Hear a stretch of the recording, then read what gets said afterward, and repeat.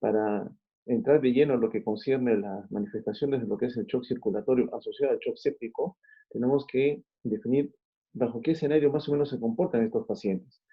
Ejemplificamos con lo siguiente: una paciente mujer de 60 años de edad, quien es hallada inconsciente en su casa.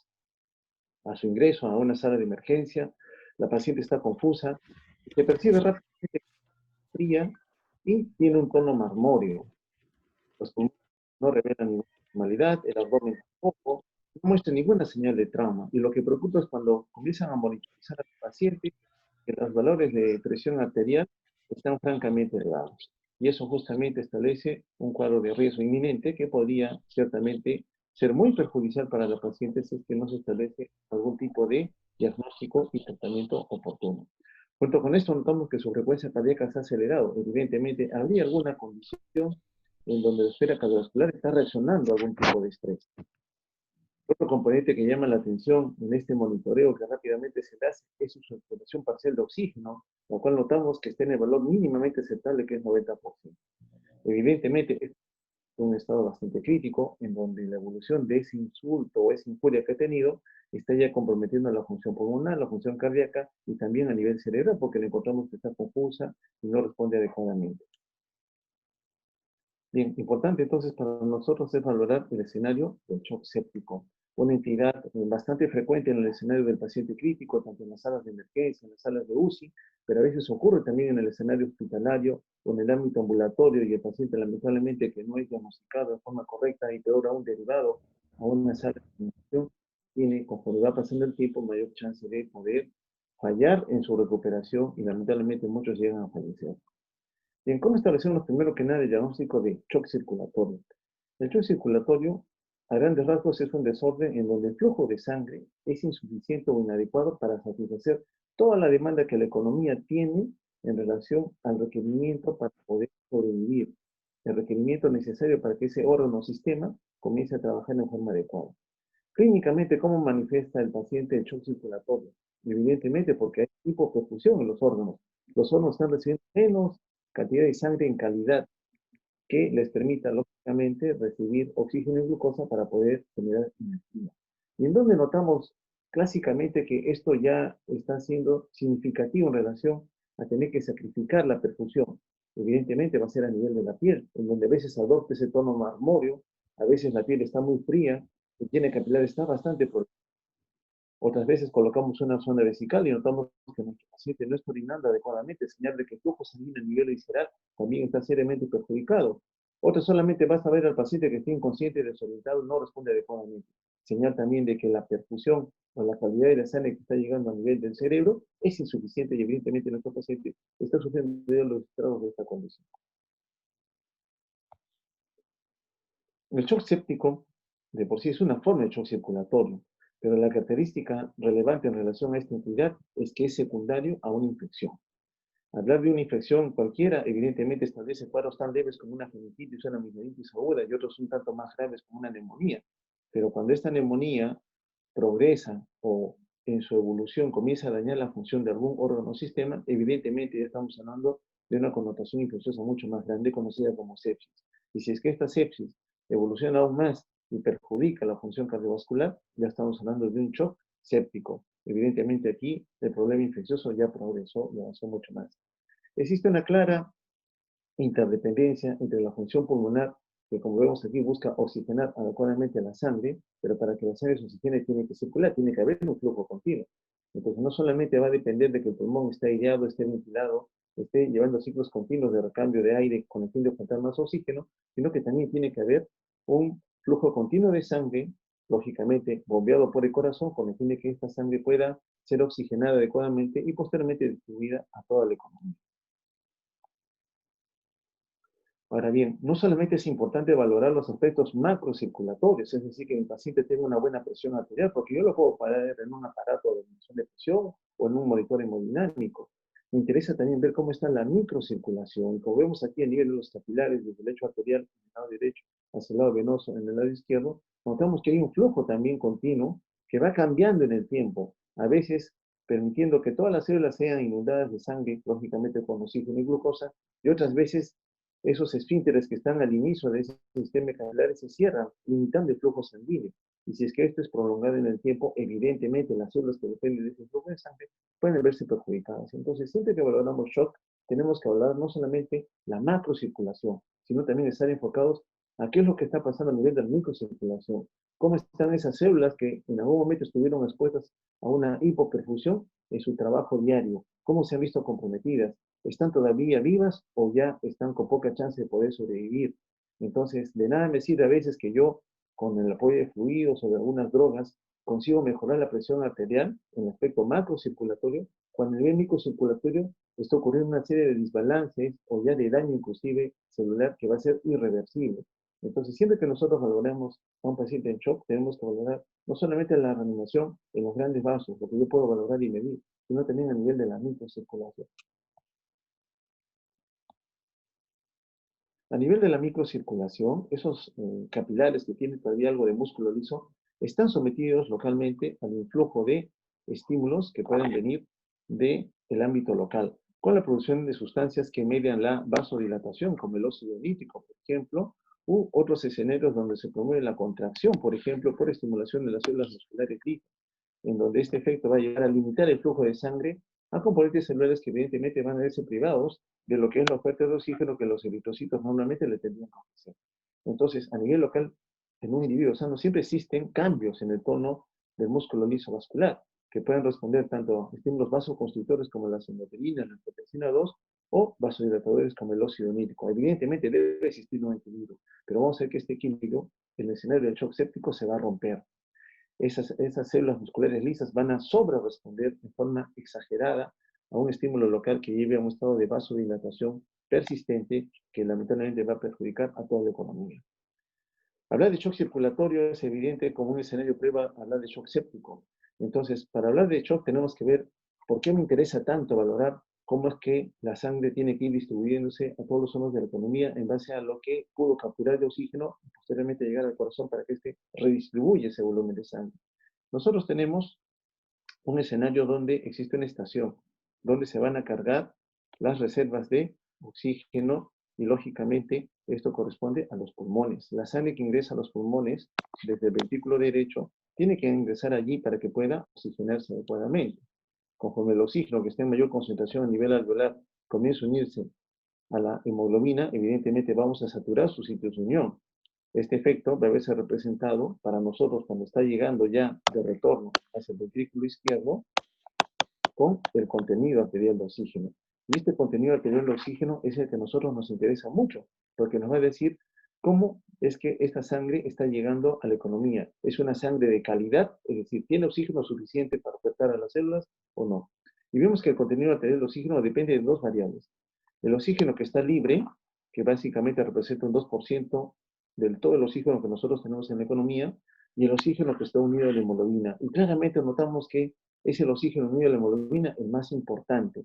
Por tanto, en un paciente que en algún momento tenga que ser sometido a estrés, importa mucho saber cómo está su hemoglobina, porque es la hemoglobina el principal transportador de oxígeno que tenga nuestro paciente. Si nosotros ya resolvemos la ecuación, encontramos que el contenido arterial de oxígeno más o menos corresponde a 20 mililitros por decilitro de sangre de oxígeno. Bien, entonces importa mucho la estación de carga representada por los pulmones. Evidentemente, el retorno hacia las cavidades izquierdas, el corazón, con sangre ya oxigenada. Pero también es importante ver cómo está la ingeniería, cómo está la bomba cardíaca. Porque de nada me sirve oxigenar adecuadamente la sangre si la bomba cardíaca no va a tener la capacidad de poder bombear adecuadamente un volumen necesario para que las células del cuerpo trabajen de forma adecuada. Bien, entonces, no solamente es importante considerar el contenido arterial de oxígeno, sino su relación con la función de bomba, el gasto cardíaco. Entonces, el gasto cardíaco que va de la mano con el volumen de sangre que le llega al corazón, con la contractilidad con la cual el corazón se contrae para bombear la sangre y la resistencia postcarga que tiene que vencer, evidentemente son variables que van a permitir a mí que ese volumen esté rico en oxígeno para que las células lógicamente reciban el oxígeno necesario para generar ATP. Muy bien. En condiciones ideales, el ventrículo izquierdo distribuye una cantidad cercana a 100 milímetros de mercurio de oxígeno a toda la economía. Prácticamente las moléculas de hemoglobina están saturadas al 100%. Muy bien, notamos que ese volumen de sangre que el ventrículo logra inyectar hacia la economía va a servir para irrigar diferentes tejidos. Y notamos que cada tejido coge parte del oxígeno que el ventrículo izquierdo está distribuyendo. Por el lado arterial, evidentemente son cercanos a 100, pero por el lado venoso notamos que algunos tejidos me están retornando con 71%, 92%, 66%, 37%, 71%. Vale decir, por las cavidades izquierdas ofertamos 100% de oxígeno. Llega al órgano y el órgano extrae lo que necesita. Hay órganos que en promedio extraen un 25 o 30%, que es el promedio general de uso. Es decir, nosotros le damos a la economía 3 a 4 veces más de lo que necesita de oxígeno. Pero en condiciones de estrés, esas células de ese órgano perteneciente a algún lugar donde está ocurriendo alguna injuria, al verse en estrés, comienzan a extraer más de ese 25 o 30%, extraen 40, 50, 60% de oxígeno, porque están en estrés. Miren que el corazón, por su actividad móvil que tiene continua, extrae gran cantidad de oxígeno, exactamente dependiente de lo que él mismo puede ofrecer. Bueno, ¿cuánto es la cantidad de oxígeno entonces en promedio que retorna a las cavidades derechas? Aproximadamente es de 75%. Entonces, por el lado izquierdo salimos con 100% y hacia el lado derecho llegamos más o menos con 75%. Entonces decimos que la célula más o menos ha extraído un 25%. Generalmente extrae entre un 25 y un 30%. Entonces, el medir la cantidad de oxígeno que sale por el lado arterial y la cantidad de oxígeno que está regresando por el lado venoso, a mí me establece un equilibrio. ¿De qué? De la oferta y la demanda. De la oferta y del consumo que tenga el paciente en relación al oxígeno que yo le he podido dar. Muy bien, entonces tenemos una estación de carga a los pulmones. Esto llega con un contenido determinado de oxígeno, eso es lo que conocemos como contenido arterial, donde la hemoglobina es el más importante. Llega a la bomba cardíaca y este corazón, principalmente el ventrículo izquierdo, se va a encargar de distribuir o llevar el oxígeno cargado, las moléculas de hemoglobina, para que las células de la economía comiencen a extraer lo que necesitan. Y más o menos lo que está en, repito, es alrededor del 25%. Entonces, lo que retorna a las cavidades derechas más o menos me va a dar una saturación venosa, porque estamos regresando por el lado venoso, cercana al 75%. Cuando medimos 100% por el lado izquierdo, regresa 75%. Este concepto es importante de aclarar. Recordemos nuevamente, por el lado izquierdo ofrecemos 100%, por el lado venoso regresa 75%. Las células consumen lo que necesitan, pero en estrés ese consumo puede ser mayor. Ya no ser 75%, quizás será 60%, podría ser 50%, lo cual claramente me establece que las células están en tanta necesidad de oxígeno que comienzan a extraer mayor cantidad del mismo de lo que se oferta desde las cavidades izquierdas. Muy bien, vamos avanzando entonces. El shock, en resumidas cuentas, para nosotros representa una perfusión tisular que es inefectiva, que es inadecuada. Lógicamente, si esto persiste en el tiempo, va a hacer que la injuria celular se torne a ser irreversible. La célula ya no va a poder recuperarse. La célula va a activar una señal de destrucción que lamentablemente no vamos a poder recuperar y vamos a perder células que pertenecen a un órgano el cual desarrollaba una función. Por tanto, este órgano ya no va a trabajar y vamos a comenzar a notar que el paciente comienza a presentar señales de injuria hepática, de injuria intestinal, de injuria renal, de injuria pulmonar, de injuria neuronal, de injuria neurológica, etcétera, etcétera. En otras palabras, la poca perfusión que le llega a los órganos de la economía, que persiste en el tiempo, indefectiblemente va a ir a ocasionar una injuria irreversible. Recuerden que las células, como un organismo único, necesita una oferta continua de oxígeno y nutrientes que le lleven a generar ATP. Como tal, también produce sustancias de desecho, las cuales tienen que ser vertidas al torrente sanguíneo para que posteriormente sean eliminadas a nivel pulmonar. Entonces, el pulmón cumple doble función. Una ofrece oxígeno y otra se va a encargar de eliminar finalmente el dióxido de carbono. A más estrés, más oxígeno que requiere la célula. Pero a más estrés, al activarse más rutas metabólicas, también mayor producción de CO2. Entonces tenemos mayor requerimiento de oxígeno a cosas de producir también mayor cantidad de dióxido de carbono. Importante entonces que la necesidad de oxígeno que sea insuficiente en el tiempo, indefectiblemente perjudicará la función celular. Al inicio, lógicamente, en alto estrés, la cantidad de dióxido de carbono que la célula está produciendo se va a incrementar ostensiblemente. Bien, entonces en los casos en los que el delivery u oferta de oxígeno está disminuyendo y la hipoxia tisular está aumentando, es decir, hay poca cantidad de oxígeno porque lamentablemente a veces el pulmón también está severamente dañado, la compensación inmediata va a ser que las células lo que van a hacer es, bueno, antes se extraía 25%, ahora voy a comenzar a extraer más. quizás extraeré 40, 50% de oxígeno. Por tanto, el retorno de sangre venosa por el lado derecho con oxígeno ya no va a ser 75%, repito, será 60, 50% en relación a la extracción que tenga. Evidentemente, ese sistema de compensación que la célula está teniendo al inicio se va a ir agotando. La célula activó todas sus rutas metabólicas, pero en un momento ya no va a tener suficiente porque esas rutas metabólicas necesitan energía. Y la poca energía que logra producir, lamentablemente, para sostener esas rutas metabólicas, comienzan a acumular un metabolito intermediario conocido como lactato, en el cual por su condición de ácido va a bajar seriamente el pH y eso va a perjudicar la función de todas las células, no solamente de privadas de oxígeno, sino también por una injuria directa condicionada por la acumulación de este metabolito. Recuerden ustedes que en condiciones en donde el oxígeno se está ofertando de forma adecuada, la mitocondria va a poder producir de forma efectiva 36 moléculas de ATP en forma general. Eso siempre y cuando hay oxígeno, pero cuando no tenemos oxígeno, lamentablemente el tiempo que le tome a la célula estar deprivada de oxígeno va a llevar a que el lactato se vaya acumulando como tal. Y lógicamente, más tiempo pasa, más lactato voy a tener. Si tengo más lactato, más acidosis. Si hay más acidosis, mayor daño a nivel celular es que vamos a ocasionar. Ahora bien, todas las personas tienen un comportamiento totalmente diferente. Una cosa es someter a estrés a una persona sana, cuyos aparatos y sistemas estaban bien hasta antes de la injuria, y otra cosa es someter a estrés a aquella persona que ya tiene una secuela de algún daño en algún órgano vital. Por ejemplo, en relación al delivery de oxígeno, esta persona tenía una buena cantidad de sangre oxigenada con hemoglobina en valores adecuados que le permitía ser distribuida en toda la economía. Evidentemente, cuando esta persona está en estrés, comienza a disminuir la capacidad de llevar esa sangre oxigenada, notamos que va a ser bastante el tiempo que puede aguantar o soportar esta persona en ese estrés. Hasta que ya sobrepasada su capacidad de compensación, lógicamente llega a un escenario donde ya no hay oxígeno suficiente para ofertar y va a ocurrir indefectiblemente la injuria celular. Esto va a ocurrir en menos tiempo en el escenario de que el paciente tenga, aparte de la injuria, una falla cardíaca. Es decir, tiene un pulmón bueno, tiene hemoglobina adecuada, pero cuando ese volumen de sangre llega al ventrículo izquierdo, encuentra un corazón que es insuficiente para bombear la sangre. Por tanto, esta persona tolera menos tiempo el estrés.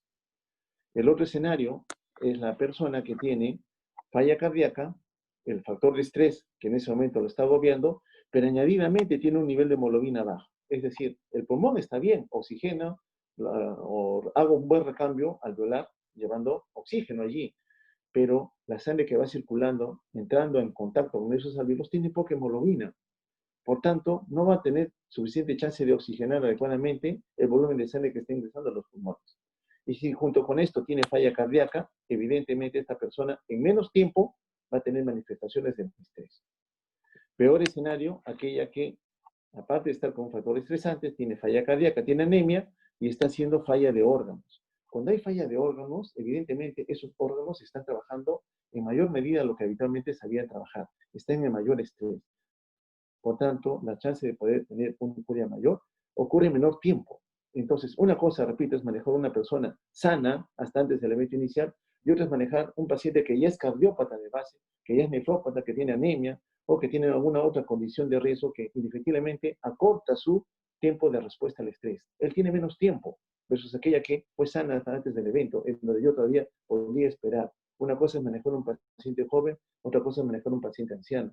El anciano indefectiblemente, así no haya tenido nunca ninguna enfermedad manifiesta, ya tiene un envejecimiento fisiológico que lo hace una persona bastante lábil al momento que lo estresamos. En general, el shock tiene 4 formas de presentación fisiopatológicas. Existe una quinta, pero acá solamente nos vamos a concentrar en las 4. Hablar de shock es hablar de SHOT. El shock cardiogénico, el hipovolémico, el obstructivo y el distributivo. Las dos primeras, evidentemente hacen referencia a un problema en el movimiento del corazón que es hipodinámico. ¿No? Hipodinámico. En el caso del shock distributivo, evidentemente en estrés, el corazón se tiene que encontrar con mayor energía, con mayor rapidez. Por tanto, demanda mayor cantidad de oferta de oxígeno. Y si recordamos bien, la oferta de oxígeno que le llegaba al corazón en un individuo normal es cercana a 100, pero el corazón en ese individuo normal extraía gran cantidad de oxígeno porque tiene que producir bastante cantidad de ATP para poder establecer una contracción en cada ciclo cardíaco al cual el individuo ya está adaptado a tener. Entonces, cuando está sometido a estrés, ese corazón se tiene que contraer con mayor rapidez. Es decir, está en un estado hiperdinámico, que es característico del shock distributivo. Hablamos de shock distributivo porque es el que representa o va asociado al shock séptico, el tema que hoy nos reúne. Miren lo que ocurre en el shock séptico, ya asociado al problema infeccioso. Saben que nosotros siempre estamos siendo atacados por diferentes gérmenes, por patógenos que según su grado de virulencia pueden tener la capacidad de invadir el torrente sanguíneo. Recuerden que estos patógenos tienen patrones moleculares asociados a él que le permiten, como vemos aquí, atravesar la barrera endotelial, capacidad de poder movilizarse, de interaccionar con las células, en este caso produciendo algunos detritos propios a este patógeno, patrones moleculares asociados al patógeno, a veces destruyen tejido, patrones moleculares asociados a daño, y llega una célula inflamatoria que reconoce parte de ese patrón. Evidentemente eso lleva a una activación de esa célula inflamatoria, pero que no solamente se limita allí, sino también a nivel de las células del músculo liso. Y noten cómo ocurre una vasodilatación. Es decir, a nivel local, ya sabemos que se tiene un flujo de mediadores que promueve la vasoconstricción o la vasodilatación. Pero esta respuesta inmunológica, inflamatoria, también activa otras señales que relajan al músculo liso y lo mantienen en ese estado vasodilatado. Y desde el momento que nosotros relajamos al músculo liso de este lecho capilar arterial, evidentemente estamos bajando resistencia vascular periférica. Y si bajamos resistencia vascular periférica, bajamos presión arterial. Y desde el momento que estamos con un paciente con presión arterial baja, hipotensión, inmediatamente tenemos que sospechar si estamos enfrentados a un estado de shock. Miren cómo es a nivel de los capilares, ¿no? Esos esfínteres que hablamos hace un instante. Parecen grandes carreteras donde una cantidad de vehículos móviles están circulando continuamente. Esos son los eritrocitos, son capilares que se abren y se cierran. Esas rutas en tono oscuro que ven, donde fluyen a gran velocidad, son los capilares, donde los eritrocitos cargados de oxígeno y la sangre cargada de glucosa la está ofertando a las células de la economía. Y ella a nivel local determina cuánto de flujo va a haber en algún momento. Puede aumentar, puede disminuir, dependerá del tono que tenga el músculo liso de ese lecho arterial, que lógicamente controlará el flujo de la sangre. Y en un estado patológico, esos componentes celulares que están dependiendo de ese flujo de sangre podrían verse severamente lesionados cuando existe hipoperfusión. En el escenario ya avanzado de la infección, de la sepsis, ya hablando claramente, vamos a ver que las células endoteliales también son seriamente afectadas. Evidentemente, ellas están tratando de contener en el intravascular el volumen de sangre con plasma, agua y elementos formes, con el fin de que estos se mantengan allí. Pero en algún momento dado, por alguna condición, algún tipo de respuesta inflamatoria ocurrió. Nuestras células de defensa se activan, probablemente el endotelio está secretando o exponiendo en su superficie moléculas de adhesión, las leptinas, por ejemplo, y las células inflamatorias, que ven que las separaciones entre célula endotelial y célula endotelial ahora se han debilitado producto de la inflamación, comienzan a extravasarse. Entonces, las células inflamatorias salen del componente intravascular, pero con ellas también sale el volumen de agua que está dentro de ellas. Entonces, hay una fuga de agua. El paciente comienza a edematizarse, una característica bastante asociada al paciente con shock séptico. Bueno, sabiendo que el shock distributivo es el representante que agrupa al shock séptico, que sabemos que está asociado a un estado hiperdinámico, factor de estrés, el corazón está volviendo la sangre con mayor fuerza y a mayor rapidez, por eso se llama shock hiperdinámico, tiene un problema. El problema que existe en este tipo de shock hiperdinámico asociado a la sepsis es que la distribución del flujo de sangre es inadecuado, no es equitativo. Vamos a ver que algunos tejidos van a recibir un mayor volumen de sangre, mientras que otros van a haber sacrificado el flujo de sangre. Y evidentemente eso lo vamos a ver. Vamos a ver un paciente con extremidades frías, vamos a ver un paciente con la piel marmórea, vamos a ver un paciente que no orina adecuadamente. Señal de que se está sacrificando el flujo de sangre de esos tejidos con el fin de favorecer el flujo de sangre a otros tejidos nobles. Pues aquí claramente anotamos, ¿no? Cómo la circulación, por ejemplo, llega al estrato visceral. Las vísceras reciben un volumen de sangre, 100%, y lógicamente extraen lo que necesitan, devuelven 70%. Eso regresa a las cavidades derechas. Pero en un escenario de estrés, en donde hay una activación simpática porque la presión arterial ha caído, evidentemente eso va a estimular un estado de vasoconstricción. Se cierran los vasos que irrigan al componente visceral. Entonces el flujo sanguíneo esplástico disminuye. Lógicamente, si este estado de disminución de flujo sanguíneo esplástico es escaso, menor al 10%, los vasos o los capilares que están en este componente visceral autorregulan o se escapan de ese influjo simpático y comienzan a dilatarse con el fin de restablecer el flujo sanguíneo. Solo se van recuperando.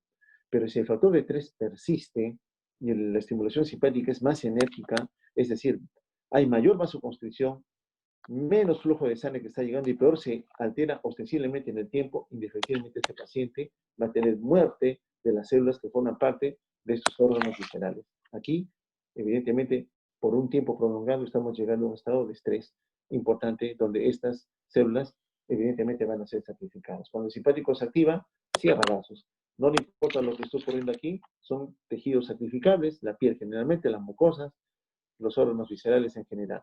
Su objetivo de estimulación simpática es salvar aquellos elementos nobles, corazón y cerebro. Sacrifico al riñón, sacrifico la piel o las vísceras en general. Entonces, cuando hay alta resistencia, se activó bastante simpático o en forma muy prolongada. Recuerden ustedes que en estrés el simpático es el primero en activarse. Cuando hay activación simpática hay intensa vasoconstricción, evidentemente esos tejidos que ya no reciben volúmenes de sangre van a sufrir serio estrés y van a expresarse con la falla de la función que ese órgano venía ejecutando. Lógicamente el flujo de sangre se está redistribuyendo a otros elementos nobles con el fin de que estos mantengan todavía su trabajo, que generalmente son corazón y cerebro. Bien, entonces, ¿cómo progresa el shock en general? Primero que nada, va a haber una activación del sistema simpático. Por excelencia, se activa el simpático, frecuencia cardíaca sube, y el paciente viene taquicárdico. Se activa el simpático, la fuerza contráctil aumenta. Comienzo a movilizar sustratos que me permitan generar más energía, más glucosa, más aminoácidos, más ácidos grasos. Comienza a aumentar la ventilación, relajo el músculo liso bronquial, evidentemente activación simpática, pero sacrificando la circulación en el territorio esplácnico. ¿Cuál es el objetivo? Que corazón y cerebro sigan vitales. Ese es el objetivo de la activación simpática. En algún momento va a haber un agotamiento del sistema renina-angiotensina, aldosterona y de la arginina vasopresina, porque son elementos que también se van a activar. Al ver que están perdiendo volumen de agua, al ver que no hay una perfusión adecuada, ellos también se activan, pero se van a agotar. Entonces, si el factor de estrés persiste en el tiempo, no identificamos adecuadamente al shock o permitimos que mi paciente siga hipoperfundido, en algún momento va a bajar la presión de perfusión a nivel de las coronarias. Entonces mi paciente va a presentar disfunción miocárdica. Ese corazón que antes se contraía bien, hiperdinámico, ahora lo va a hacer con mayor debilidad. Ya no puede, ya no tiene chance de poder ostentar una buena contracción. Y eso va a llevarme a que en algún momento se genere una disfunción vasomotora y pérdida del tono arteriolar. El tono de las arteriolas se pierde, se relaja, se dilata el vaso, baja la resistencia vascular periférica, por tanto la presión cae aún más. Y mi paciente ya no responde como idealmente hubiera sido bueno que lo haga. Bueno, entramos ya de lleno a lo que es el shock séptico. Sabemos que evidentemente aquí va a haber un rol determinante de los mediadores inflamatorios que se vayan a liberar. Todos esos mediadores inflamatorios que se liberan en infección, porque mi sistema inmune reconoce que hay un patógeno que nos está invadiendo y que nos está ciertamente sobrepasando, libera muchos mediadores inflamatorios. Y ellos lo que van a hacer es favorecer un estado de vasodilatación venosa y arterial. Si se dilatan el sistema venoso, atrapa más sangre, menos precarga, por tanto, menos gasto cardíaco.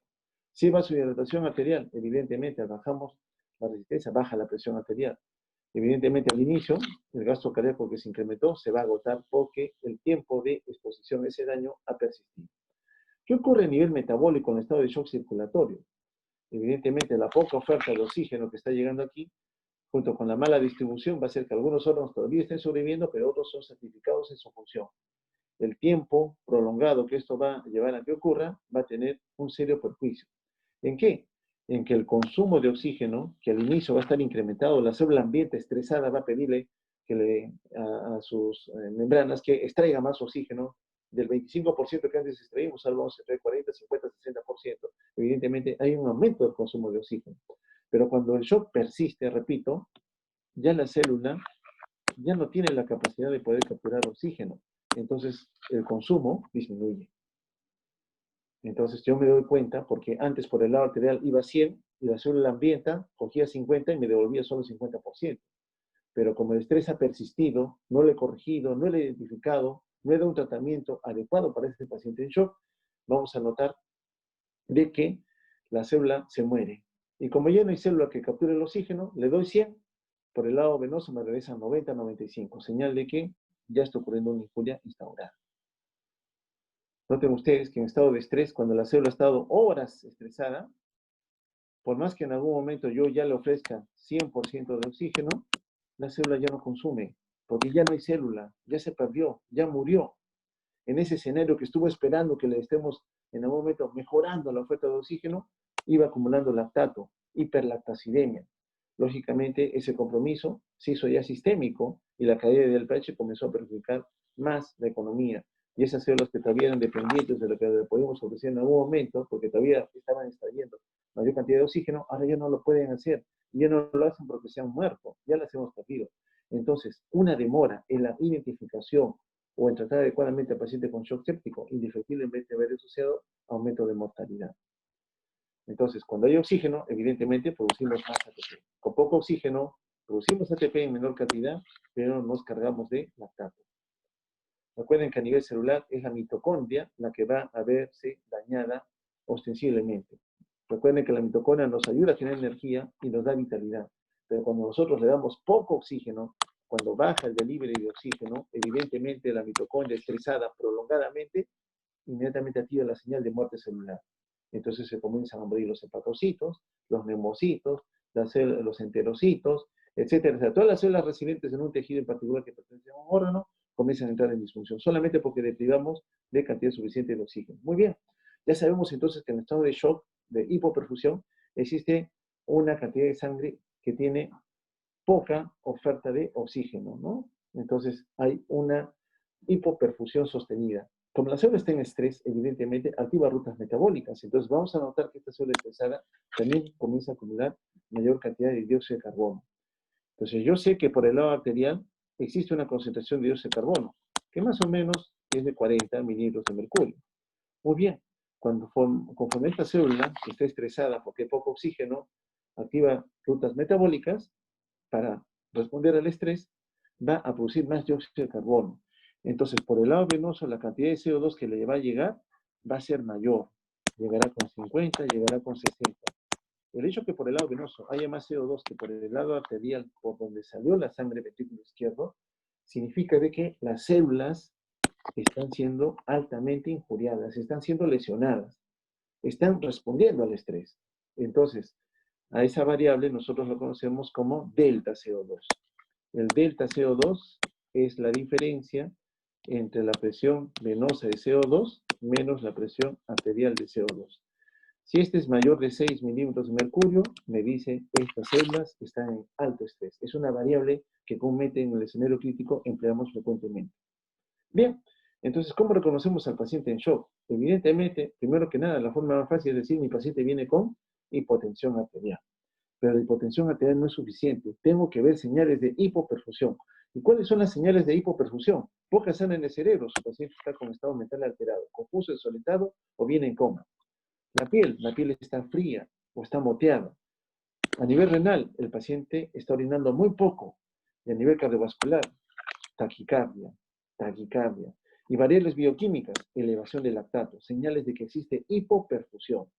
Recuerden que en la hipoperfusión sacrifico la irrigación a tejidos no vitales por llevar la irrigación al corazón y al cerebro. Muy bien, cuando yo tengo la combinación de un paciente con hipotensión y señales de hipoperfusión, digo, este paciente tiene shock circulatorio. Y en ese escenario ya está establecido el diagnóstico. Tiene que haber no solamente caída en la presión, sino también señales sistémicas que yo puedo ver o puedo medir, variables de laboratorio, como el lactato, por ejemplo, de que mi paciente efectivamente está en shock. Lamentablemente, en el escenario de la infección, estos microorganismos que promueven la liberación de muchos mediadores inflamatorios van a llevar a disregulación inmunológica, hormonal, metabólica, mitocondrial, microvascular, epitelial y de la población que van a afectar a todos los órganos de la economía.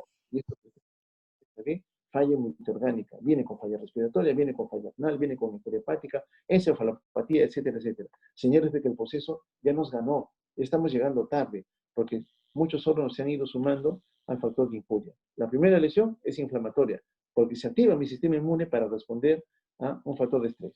Y la otra es la lesión por reperfusión. El tiempo que me demoró llegar a recuperar al paciente o tratar de reanimarlo, lógicamente prolongado, establece una deuda de oxígeno. Eso se conoce como lesión por reperfusión. Y en ese tiempo que yo demoro, se producen muchos radicales libres, moléculas inestables de oxígeno que van a dañar las membranas celulares. Vale decir, Encima que la célula está injuriada o lesionada porque hay poco oxígeno y está produciendo muchos metabolitos que son depositóxicos para ella, encima la deterioramos más con la sobreproducción de radicales libres que finalmente van a comenzar a deteriorar más la función de sus organelas y de su propia limitante que es la membrana plasmática. Bien, entonces, ¿cómo enfrentamos al shock en general? Primero que nada, tenemos que establecer un nexo para su identificación precoz. Más nos demoramos en identificar el shock, más riesgo de muerte va a tener el paciente. Identificado el shock porque sé que lo puede matar, el manejo tiene que ser agresivo. Tenemos que darle con todo para contener el proceso infeccioso. Ya sé que es un germen el causante y que la economía de este paciente está siendo sobrepasada. Lo está avasallando y tenemos que darle el máximo soporte. Siempre buscar la causa del shock, porque si no lo identificamos, evidentemente no vamos a poder establecer una terapia dirigida. Y siempre ir de la mano con el soporte hemodinámico. Recuerden que estos pacientes vienen deteriorados en la función de bomba, en la función respiratoria, en la función renal. Entonces, tenemos que mejorar el flujo, la perfusión de los órganos. Buena hemoglobina, buena oxigenación, buena fuerza contráctil, buena volemia. Variables que son ciertamente determinantes en el manejo de ese paciente gravemente enfermo. En forma general, entonces, identifico la hipoperfusión porque mi paciente viene con las extremidades frías y pegajosas. Viene con oliguria, está orinando poco, está confuso y desorientado. Y a nivel de laboratorio, le mido lactato y esa cifra sale francamente elevada. Tengo que estabilizarlo, evidentemente. Mi paciente está agotado, está comenzando a respirar más rápido, tratando de darle el oxígeno que la economía le está pidiendo, pero se está cansando, se agota. Y muchas veces tengo que ver si controlo vía aérea. De repente lo tengo que intubar y darle soporte ventilatorio. Junto con esto, sé que indefectiblemente intubar a un paciente, sedarlo, dormirlo, conectarlo al ventilador, una variable que casi siempre lo acompaña es la caída de la presión arterial. Entonces tengo que vigilar mucho a la presión arterial, porque de ella depende la perfusión de los órganos.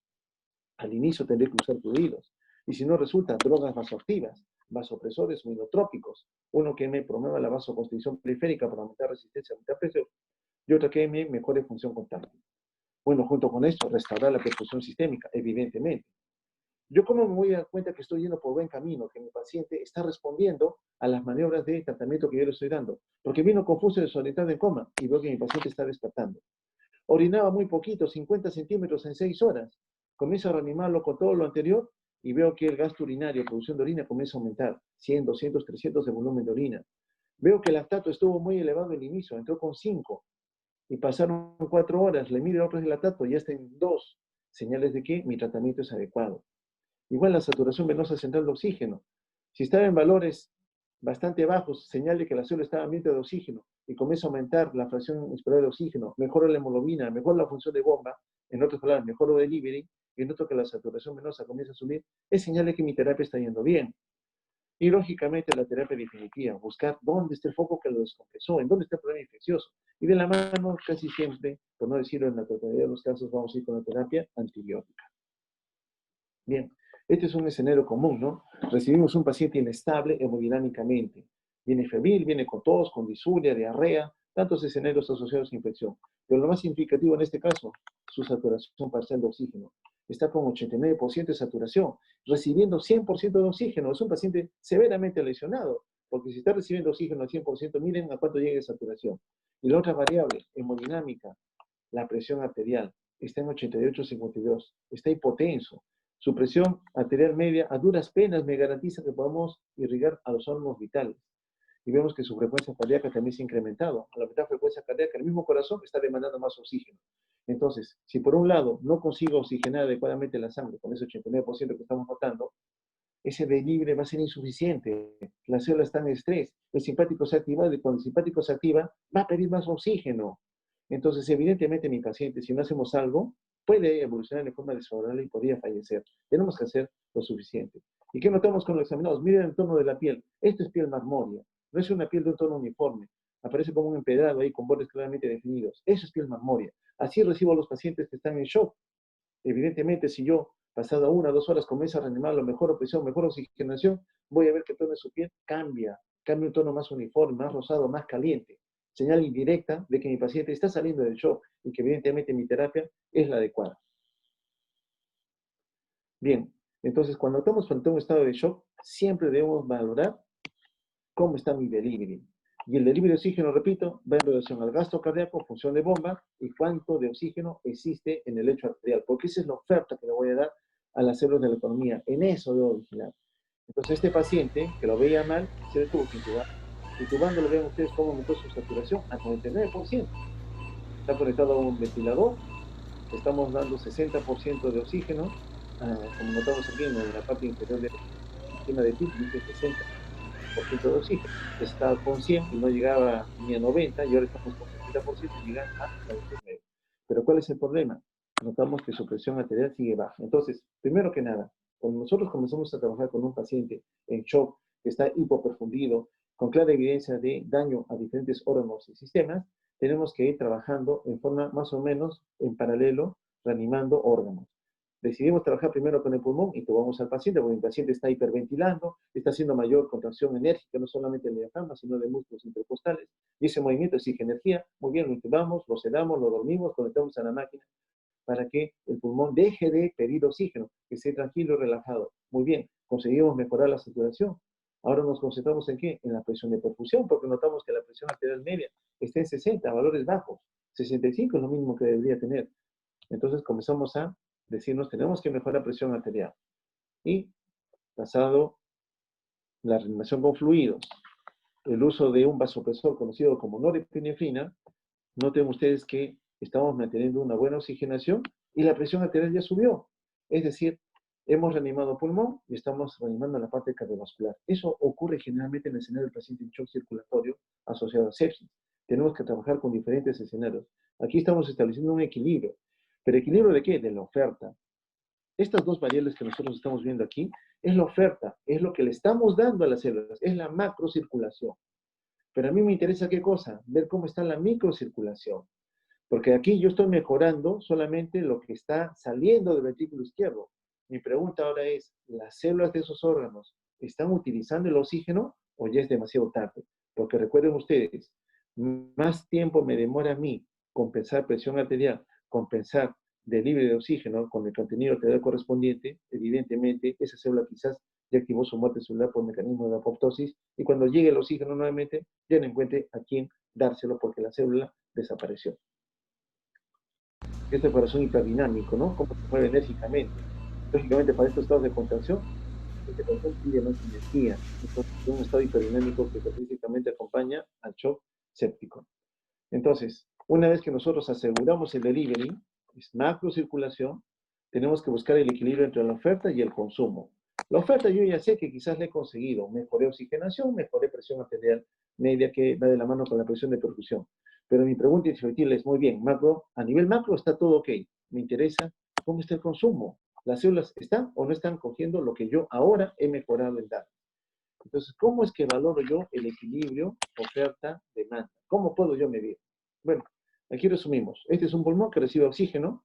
Lógicamente, recibiendo oxígeno, comienza a saturar la hemoglobina, sus 4 sitios de unión, llega a la sangre, hasta aquí solamente es el contenido arterial de oxígeno, sangre oxigenada.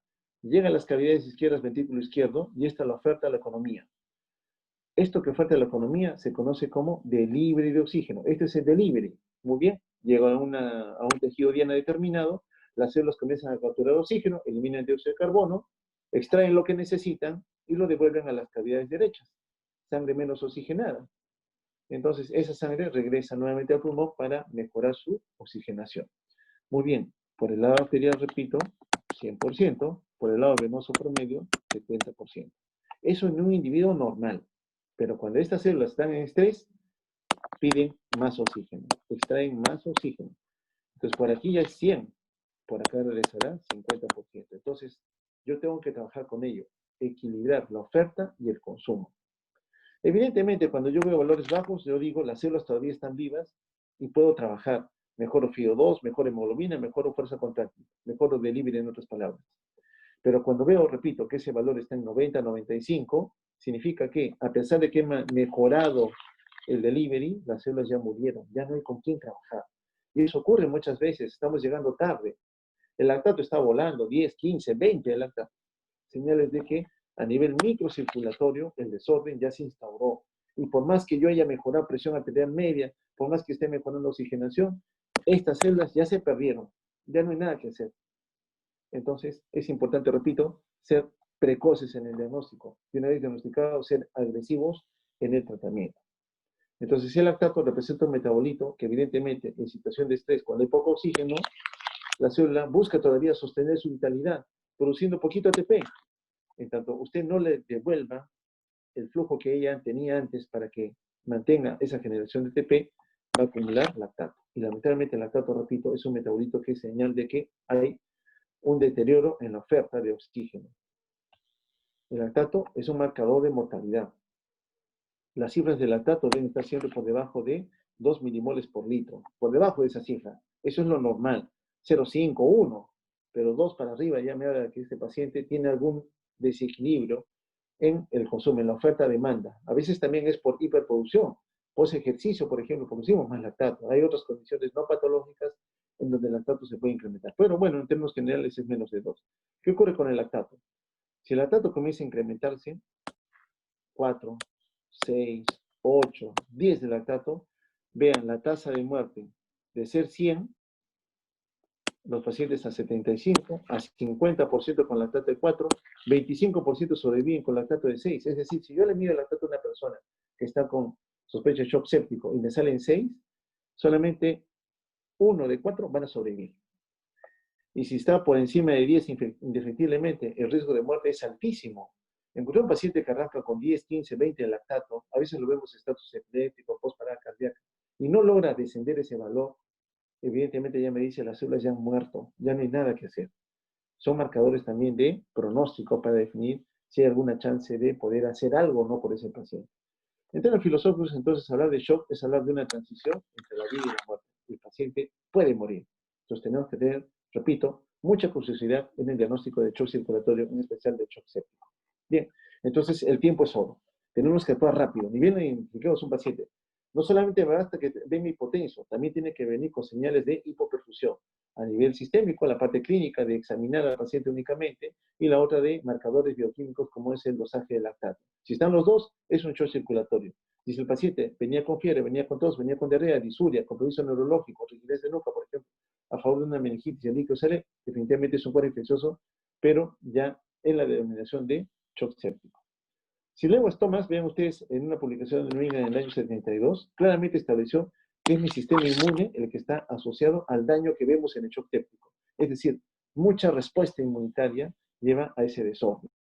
Lógicamente, eso explica parte del escenario en el cual vemos al paciente séptico, una respuesta desregulada, descontrolada de mi sistema inmune, que gracias a la liberación de todos esos mediadores, citoquinas, quimioquinas, receptores, reclutadores de células, activación de complementos, etcétera, etcétera, comienzan a dañar tejidos y eso termina siendo perjudicial. Lamentablemente, no solamente eso es lo que agobia al paciente, sino somos también nosotros los que van a darle una suma al daño que mi paciente puede tener. Porque existen problemas para diagnosticar, problemas para tratar, problemas para definir en dónde deben ir estos pacientes. En relación al diagnóstico, evidentemente, existen muchos escenarios donde mi paciente puede venir con sospecha de una infección. Cuando mi paciente viene con respuesta inflamatoria, taquicárdico, taquipneico, movilización de células inflamatorias, trastornos en la temperatura, en valores altos o bajos, evidentemente me dice que está con un síndrome de respuesta inflamatorio sistémico. Y siempre vamos a sospechar que ese síndrome de respuesta inflamatorio sistémico está asociado a una infección. Y la infección puede ser por bacterias, por parásitos, por hongos, por virus o por cualquier otro patógeno. Sin embargo, hay condiciones no infecciosas en donde también hay respuesta inflamatoria. Paciente con pancreatitis, gran quemado, politraumatizado, por ejemplo, también me dan lo mismo. El shock séptico, en la mayoría de casos, tiene una causa bacteriana. Sin embargo, mi paciente viene con sospecha de un shock séptico, sospecha de infección que lo ha llevado al shock. Pero en la tercera parte de los casos no logramos identificar quién fue el causante. Recordad que la mitad de las infecciones que van con shock séptico nacieron en el hospital. Mi paciente entró por una condición X a un medio hospitalero, se fue de alta y luego regresa con un problema infeccioso. La mitad se desarrollan por una exposición intrahospitalaria. De las fuentes, es característico que el pulmón sea una causa general. Lamentablemente, el pulmón hemos visto que es un determinante en garantizar el contenido lateral de oxígeno. Si este se lesiona, empeora pronóstico. Si el daño séptico empezó en pulmón, el pronóstico no es tan bueno como que empezar a nivel urinario, por ejemplo, porque evidentemente aquí vamos a perjudicar la capacidad de oxigenar adecuadamente la sangre. Otras condiciones vienen a nivel de abdomen, por ejemplo. Bien, saber que si un paciente evoluciona de un problema infeccioso al shock séptico, vean cómo aumenta la tasa de mortalidad. Ostensiblemente se dispara el riesgo de que mi paciente pueda morir. por problemas en diagnosticar o en tratar inadecuadamente a ese grupo de pacientes. Entonces, en la presentación clínica de shock séptico, ya para cerrar estos conceptos, a veces el inicio puede ser súbito. Mi paciente estaba tranquilo y súbitamente comienza a presentar señales de que está en shock séptico. La característica con la cual viene, repetimos, es la hipotensión arterial persistente, que no responde a la resucitación con fluidos, porque cuando vemos un estado de shock, característicamente la mayoría vamos a optar por darle fluidos, por darle un suero con algún elemento, con el fin de que pueda, gracias a la composición de electrolitos y de agua, poder mejorar la volemia y con eso inducir un aumento de la presión arterial. Entonces, le damos reto con fluidos y no responde. Nos obliga a usar vasopresores. Pero tiene que haber también, junto con la hipotensión, una señal de que la perfusión está alterada. Tiene que haber señales de hipoperfusión. Ya hemos visto estado metal alterado, frialdad de la piel, piel marmórea, oliguria, pero un marcador que característicamente acompaña esto es la elevación del lactato. El paciente viene con hiperlactacidemia. El lactato se está expresando porque hay un desequilibrio entre la oferta y la demanda de oxígeno que se necesita. Entonces, compromisos pueden ser varios: estado mental alterado, confusión, apatía, escalofríos, un cambio en su comportamiento. Pero lo que siempre nos concentra en la atención es valorar 3 órganos importantes para nosotros: cómo está el pulmón, cómo está el corazón y cómo está el riñón.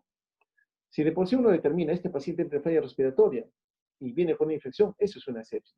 Si el paciente viene con señales de hipotensión asociada a una infección, eso es una sepsis. Si el paciente viene con una elevación de productos nitrogenados o con poca producción de orina, eso también es una sepsis. Son señales entonces inequívocas de que el paciente esté infectado. Y vean ustedes las condiciones con las cuales recibimos al paciente. Recibimos pacientes de edad avanzada, recibimos pacientes con drogas inmunosupresoras por factores oncológicos o problemas reumatológicos a veces.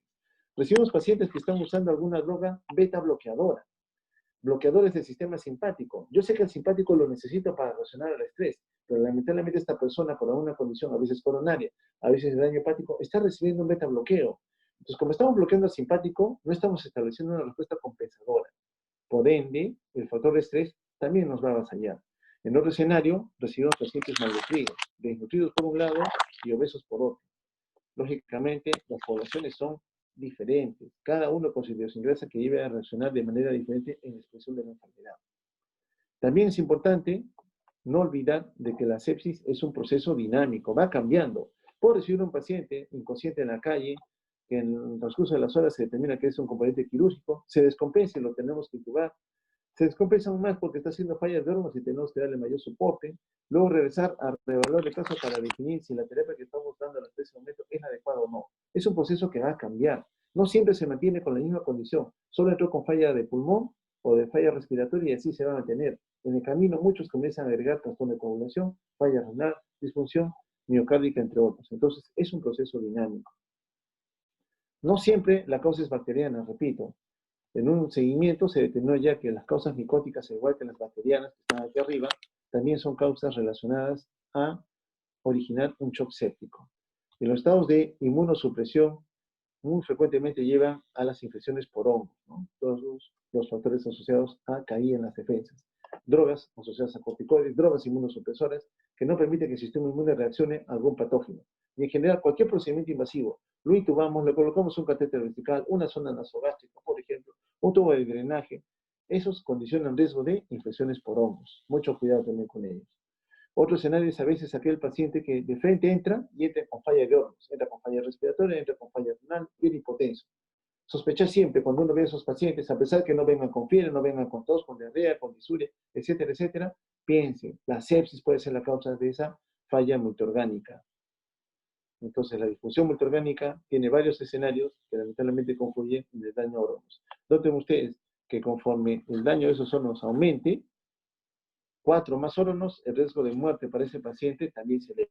Por cada órgano que va sumándose, entró solo con falla respiratoria, al día siguiente agregó falla renal, luego falla cardíaca y lo demás, esos órganos que se suman, me establecen ya una disfunción multiorgánica, aumentan el riesgo de muerte en el paciente. Evidentemente, esto ocurre por muchas razones: propio del paciente, propio personal de salud o de retraso en establecer un diagnóstico adecuado para controlar adecuadamente esta enfermedad. Y factores de riesgo evidentemente son muchos, ¿no?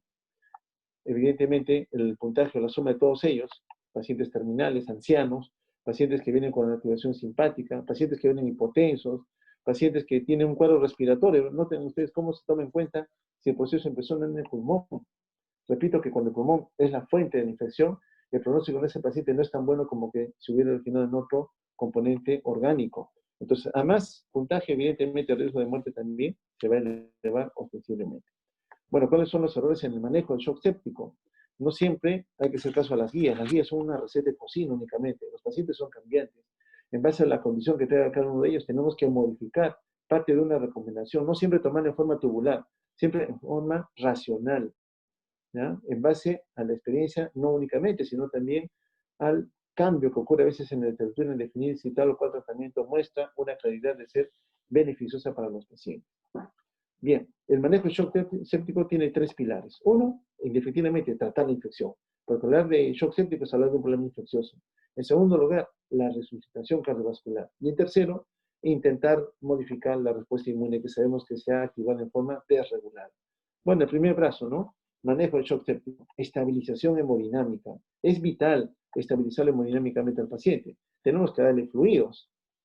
Y junto con esto, cuando no responde, darle también alguna droga vasoactiva. Cuando mi paciente está inestable, está hipotenso, está hipoperfundido, señales de shock circulatorio, le voy a dar fluidos de arranque. Pero si veo que no responde, ya tengo que pensar en drogas que se sumen a la terapia con el fin de mejorar presión de perfusión. El otro escenario es para controlar la infección. Uno es dar antibióticos, porque sé o sospecho que hay un germen patógeno bacteriano generalmente que ha condicionado la infección, no olvidando que puede ser también un hongo, un virus, un parásito. Evidentemente hay que dar el tratamiento antibiótico adecuado. Y junto con esto, controlar la fuente de la infección. A veces mi paciente tiene una colección a nivel de un absceso hepático, una apendicitis, una peritonitis, por ejemplo, una colección. De nada me sirve darle tanto antibiótico, fluidos, drogas más activas.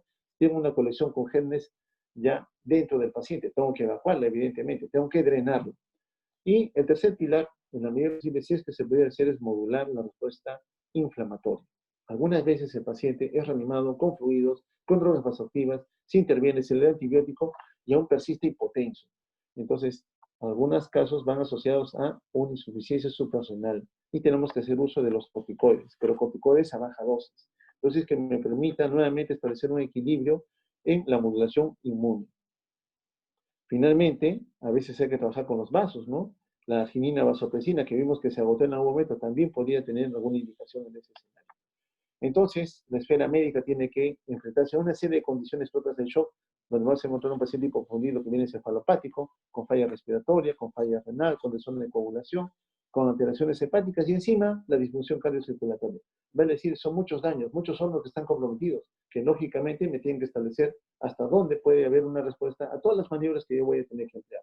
Pero repito que a mayor número de órganos lesionados, más chance va a tener el paciente de poder fallecer. Bien, dentro de todo ese escenario, un órgano que habitualmente es utilizado y manejado para darle soporte es mejorar el contenido de oxígeno a través de la intubación. Pero la intubación tiene sus riesgos. Evidentemente, buscamos un efecto benéfico para el paciente, mejorar su oxigenación, bajar el trabajo respiratorio para que no demanden tanto oxígeno y, lógicamente, hacer que ese diafragma descanse con el fin de que se pueda recuperar luego de que pase el factor de estrés.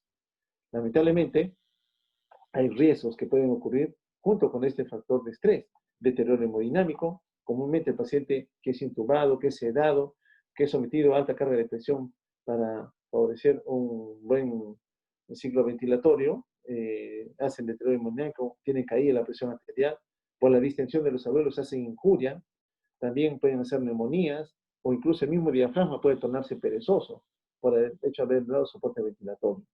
Y ni qué decir del momento mismo que uno escoge para la intubación. Las drogas que vamos a emplear causan mayor hipotensión arterial, depresión cardíaca y lógicamente con esto aumentan el riesgo de muerte. Los errores que ocurren para definir el destino, ¿no? ¿A dónde lo llevo? ¿Le doy de alta o quién podría asegurar su seguimiento? Cuando hospitalizamos a un paciente en un lugar donde no se va a asegurar un manejo adecuado, como hemos visto que requiere hacer uso de muchas herramientas, sobre todo de índole invasivo, no solamente son drogas, son otros estudios que hay que hacer al paciente, y retrasamos su ingreso a una unidad como la UCI para su manejo, ese retraso aumenta también su riesgo de muerte. Entonces tenemos que definir cuál es el mejor lugar.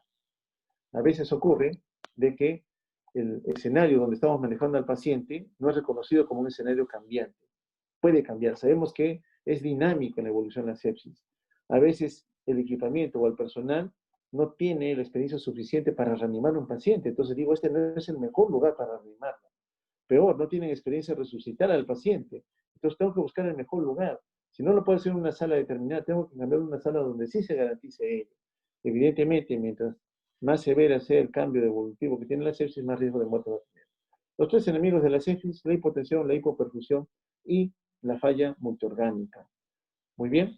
Entonces, mis recomendaciones en general para la resucitación inicial en el paciente con shock séptico, evidentemente, es reconocer lo que es una emergencia. Tenemos que tratar rápida y enérgicamente. No podemos demorar. El tiempo es oro. ¿Debemos darle reto con fluido? Sí, hasta 30 mililitros por kilo de cristaloides, que son el fluido que habitualmente tenemos a la mano en la mayoría de escenarios. Lógicamente, vigilar siempre si esos fluidos no van a dañar más. No siempre, repito, es una receta de cocina, no siempre se adaptan a todos. Siempre el fluido debe considerarse como una droga. Tengo que ver qué fluido y qué dosis, qué cantidad va a ser la más adecuada para mi paciente. Entonces, siempre buscar que el fluido sea dado al paciente correcto. Es diferente manejar un paciente normotenso, que está aparentemente deshidratado, que un hipotenso. Y si es hipotenso, encima es cardiópata o es nefrópata. Recuerden que los fluidos en un paciente que tiene falla cardíaca pueden evidentemente ser mal manejados por el corazón o mal eliminados por el riñón. ¿Es el paciente correcto para darlo? El momento correcto también tiene que ser valorado. ¿En este momento lo necesito o no? Entonces tendría que existir alguna forma de estudiar o de determinar si este paciente necesita un fluido determinado y en el contexto correcto. ¿Tengo que darle o me tengo que restringir? Entonces me obliga a mí a valorar mejor la volemia, porque darle fluidos es valorar volemia. Yo sé que mi objetivo en general es restaurar volumen intravascular, porque hemos visto hace un instante que hay una fuga de líquido desde el lecho vascular. Segundo objetivo, mejorar gasto cardíaco, porque si mejoro volemia, mejoro precarga, mejoro gasto. Y lógicamente con eso mejorar el delivery de oxígeno. Lamentablemente, cuando uno comienza a reanimar con fluidos a un paciente, en algún momento esa sobrecarga de volumen de agua que fue brindada porque habíamos detectado que el paciente estaba hipoperfundido, y cuando hablamos de hipoperfusión sabemos que el riñón es uno de los órganos comprometidos. Ese riñón que está viendo que recibe poca cantidad de oxígeno comienza a activar señales del sistema renina, angiotensina, aldosterona, por ejemplo, con el fin de tratar de mejorar la perfusión del mismo órgano. Lamentablemente, esa respuesta del riñón lleva a que la volemia se incremente, genera una sobrecarga de volumen que incrementa el trabajo cardíaco, que no puede bombear ese volumen de sangre porque ya de por sí está deprimido por la infección, sigue bajando la tasa de filtración, se sigue generando oliguria, un círculo vicioso que efectivamente va a llevar a perennizar la falla renal, porque no solamente a veces es fluido, a veces ya el paciente está sobrecargado de volumen de agua y ya no es necesario darle más líquidos, sino más bien recurrir a las drogas vasoactivas. Pero recordemos que cuando baja la presión de perfusión al riñón, este activa señales con el fin de poder mantener su perfusión, pero que muchas veces sobrecargan al corazón derecho, un corazón derecho que ya no puede trabajar con esa precarga.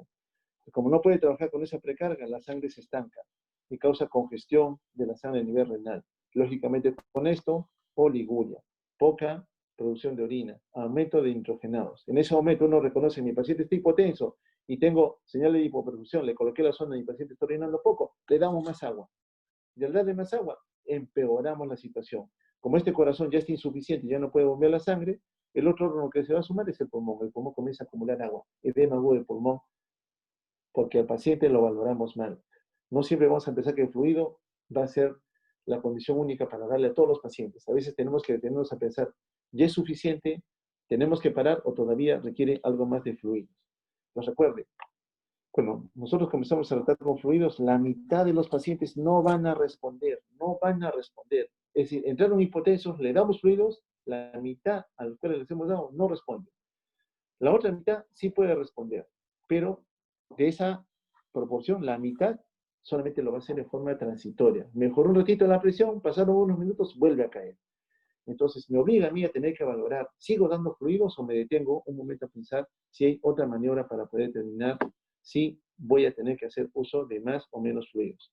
Y en esta variable viene el estudio de variables para determinar si requiere o no. Tenemos las variables estáticas, que son las que hemos señalado anteriormente, y las dinámicas. Las dinámicas evidentemente son las mejores. Uno, variando la presión arterial de pulso. Es invasivo, es UCI. La que sí podemos hacer es medir el lactato, ¿no? Medir el lactato. La ecografía es una medida útil también porque me ayuda a ver las venas. Si las venas están distendidas, están rechonchas, indirectamente me dice a mí que hay mucha volemia. Si en cambio la vena está filiforme, con poco volumen intravascular, indirectamente me está diciendo a mí de que a este paciente le falta volumen de agua. Entonces, es una variable que lo tenemos a la mano, lo tenemos a la cabecera de los pacientes. Evidentemente, manejar la medición de procedimientos invasivos en los pacientes es un manejo más de especialidad, pero es necesario reconocerlos. Un aspecto vital que podemos hacer en cualquier escenario, recibo un paciente hipotenso y quiero saber si va a responder o no a fluidos, es simplemente levantarle las piernas. En los miembros inferiores, nosotros tenemos un volumen de sangre de 300 a 500 mililitros. Significa que cuando elevamos las piernas, ese volumen de sangre va a regresar como precarga agregada a la circulación. Entonces, si mi paciente veo que entró con presión arterial sistólica en 85, le levanto las piernas y la presión sube a 90, 95, yo ya sé que ese paciente es un respondedor a fluidos. Entonces, le puedo dar fluidos. Pero si al paciente le elevo las piernas y veo que no aumenta la presión arterial, significa que es un paciente no respondedor. Es decir, indirectamente me está diciendo a mí, ya no le des más fluido. Emplea alguna otra droga que me ayude a mí a mejorar la presión arterial. Y ahí es que entran las drogas vasoactivas. Aquí, por ejemplo, vemos la ultrasonografía de la vena cava inferior. Esta que está aquí es la vena cava inferior. Y aquí está la aurícula derecha. Entonces veo que es una vena cava distendida, es una vena cava rechoncha. Evidentemente a mí indirectamente me dice que es una vena de un paciente que estaría normovolémico, inclusive hipervolémico, porque la veo que está bastante distendida. Pero nada como verla aquí, ¿no? Aquí vemos una ecografía, vean esa línea negra, la banda negra es la vena cava inferior, y la noto filiforme, ¿no? Lo que está en movimiento es la aurícula derecha. Entonces ya de por sí aquí puedo notar que a este paciente le falta volumen de agua. Entonces, no solamente es verlo endoscópicamente, piel, si está marmórea o no, si está fría, si está orinando o no, sino aquí me voy a fijar que efectivamente la vena cava está casi colapsada y me está pidiendo a gritos que le demos agua. Entonces, es una señal que yo, a la cabecera del paciente, cuando el consultor puedo ya valorar en forma inmediata. Entonces, es una prueba mucho más fina de lo que hacemos en el escenario normal. ¿Y por qué es importante esto de los fluidos? Según la ley de Frank Starling, conforme yo más estire el miocardiocito, que es lo que estamos viendo, mayor fuerza contráctil va a haber. Evidentemente, si yo tengo un paciente, aquí abajo está la precarga, en donde presumo que hay poca volemia, y le hago un reto con fluidos, le doy 100 o 200 mililitros de suero salino, voy a ver que su gasto cardíaco se va a incrementar. Muy bien. Vuelvo a hacer el otro reto con fluidos y noto que ese gasto cardíaco se eleva. Le hago un tercer reto con fluidos y veo que se eleva, pero ya no se eleva tanto como al inicio. ¿Por qué? Porque estamos llegando a una meseta. Es decir, en algún momento, por más fluidos que le demos, ya no va a mejorar el gasto cardíaco. Y eso es algo indefectible que siempre debemos recordar. No vamos a dar eternamente fluidos a un paciente. Tiene que haber una detención. ¿Y por qué es importante? Porque cuando nosotros nos pasamos, es decir, hasta aquí donde se ha encendido el punto azul, era lo ideal para el paciente, es la precarga óptima, y le sigo dando fluidos, me estoy exponiendo a que la presión hidrostática en el lecho capilar, que está pegadito a los alvéolos, en el pulmón específicamente, me aumente el agua pulmonar extravascular, edema agudo del pulmón. Entonces yo, cuando doy otros fluidos, debo vigilar que el pulmón no se me congestione. Y eso también lo puedo ver por ecografía, ¿no? Es importante entonces valorar la precarga óptima.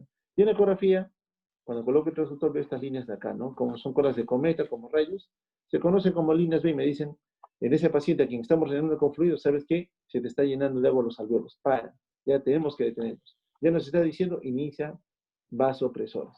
Bueno, el otro pilar son los antibióticos, ¿no? Lo más pronto posible, la mejor dosis posible, lógicamente, con lo que tengamos que mejor que darle al paciente, según las condiciones que pueda tener. El promedio generalmente son 7 a 10 días, lógicamente eso puede variar en el tiempo. ¿Por qué es importante? No retrasar la terapia antibiótica, porque por cada hora que usted demore en el eje de las abscisas, por cada hora que usted demore, vean ustedes, va bajando la tasa de supervivencia. Por cada hora que yo demoré darle el antibiótico, mi paciente tiene más chance de morir. Entonces, un pilar fundamental también es darle terapia antibiótica, pero regido por los cultivos. Antes de dar antibióticos, cultivos, cultivo de orina, cultivo de sangre, cultivo de secreciones, punción lumbar, cultivo, líquido pleural, cultivo, todo lo que yo pueda tener que ver que sospecha, debe cultivar.